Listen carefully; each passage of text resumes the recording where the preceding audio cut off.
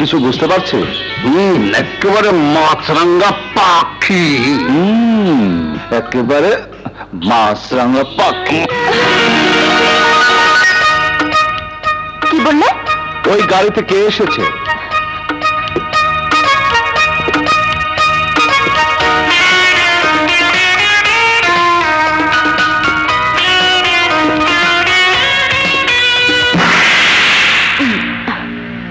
এখন নিশ্চয়ই বুঝতে পারছো। এবার বলো, আমাকে খোঁজার কারণটা কি? আমাদের দেখেও কারণটা বুঝতে পারছেন না? দেখুন মিস, ভালো করে চেয়ে দেখুন।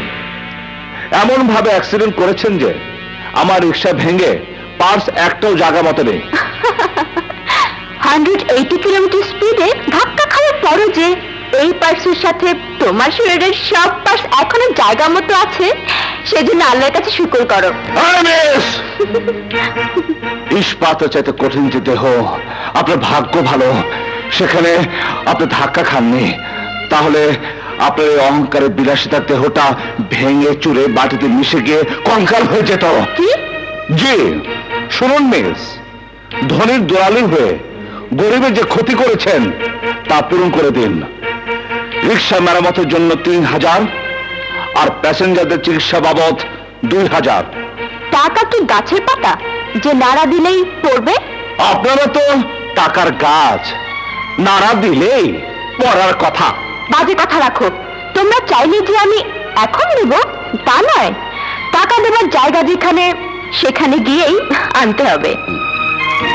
এই নাও, বিকেল 4টায় এই ঠিকানা দেখা করবে, বাট তুমি একা। Hello miss, hello hello miss.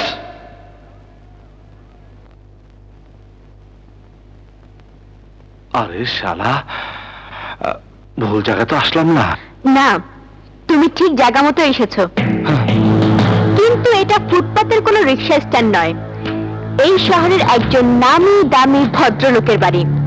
সুতরাং অভদ্রের মতো গলা ছেড়ে গলাবাজি করবে না। বলো কেন এসেছো? বাহ মিস বাহ, আপনার ভাবে বোঝা যাচ্ছে প্রাচুর্যের মাঝে ডুবে থেকে সকালের কথা বিকেলে ভুলে যান। যাওয়ারই কথা, কারণ খেটে খাওয়া মানুষের ঘরে জন্ম নিলে এই ভুল হতো না। যা 5000 টাকা দিয়ে দিন, আমি কেটে পড়ি। আমার কাছে ডিমান্ড করে কেউ কোনোদিন কিছু পায় না। যেহেতু প্রয়োজনটা তোমার, সেহেতু হাত পেতে দয়া ভিক্ষা চাইতে হবে। নো মিস নো, আমি কোনো দান খরচ চাইতে আসিনি যে আপনি আমাকে দয়া করবেন। আরে দয়া তো করেছে আমি, যার কারণে অপরাধ করেও আপনাকে আইনের সাজা ভোগ করতে হয়নি। আমি জানি তোমার মতো ছোট লোক দিনমজুরদের কাছে মান সম্মানের কোনো মূল্য নেই। তাই তো কলেজে তোমার সাথে বোঝাপড়া করে আমি আমার মান সম্মান নষ্ট করতে চাইনি।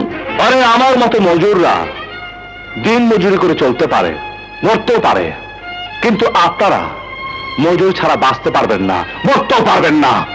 কারণ টাকা হচ্ছে আপনাদের ক্ষমতা, আর হাত পা আর সততা হচ্ছে আমাদের মতো দিন মজুরদের ক্ষমতা।